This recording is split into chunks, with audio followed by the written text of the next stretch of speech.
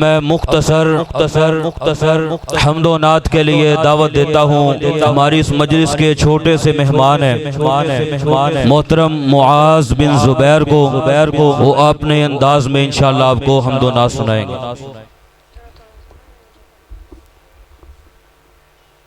अस्सलामु अलैकुम रहमतुल्लाहि व बरकातहू।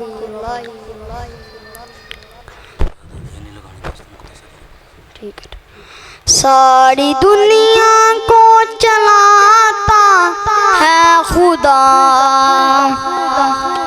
ऐ मेरे इलाह सुन मेरी, ऐ मेरे इलाह सुन मेरी सदा कि तेरी रज़ा की तलाश है। ऐ मेरे इलाह सुन मेरी इलाह रज़ा की तलाश है।